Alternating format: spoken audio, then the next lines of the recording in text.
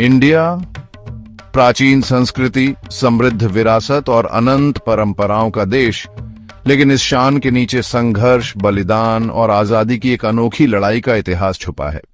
लगभग 200 साल तक इंडिया ब्रिटिश राज के अधीन रहा। भारत के लोगों पर अत्याचार, भारी कर और आजादी का नुकसान हुआ, लेकिन प्रतिरोध की भावना जिंदा थी।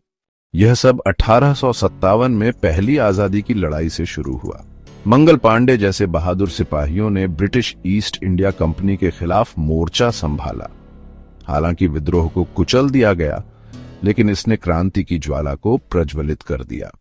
महात्मा गांधी के नेतृत्व वाले अहिंसक प्रतिरोध से लेकर भगत सिंह, चंद्रशेखर आजाद और सुभाष चंद्र बोस के सशस्त्र संघर्ष तक आजादी की लड़ाई ने कई रूप लिए। 1942 के भारत छोड़ो आंदोलन ने ब्रिटिश साम्राज्य को हिलाकर रख दिया। करो या मरो का नारा पूरे देश में गूंज उठा। आजादी एक कीमत पर मिली।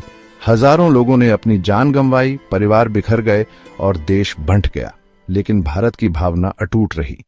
अंततः 15 अगस्त 1947 को भारत ने आजादी की सांस ली। तिरंगा झंडा ऊंचा लहराया, एक नए राष्ट्र के जन्म का प्रतीक। आज भारत सीना ताने खड़ा है, लचीलेपन और ताकत का प्रतीक। क्रांति सिर्फ आजादी की लड़ाई नहीं थी, यह पहचान, सम्मान और एकता की लड़ाई थी। क्रांति की भावना इस देश की हर धड़कन में जिंदा है। यह भारत की क्रांति की कहानी है, साहस, बलिदान और अंतिम विजय की कहानी। इतिहास और प्रेरणा की ऐसी ही और कहानियों के लिए लाइक, शेयर और सब्सक्राइब करें।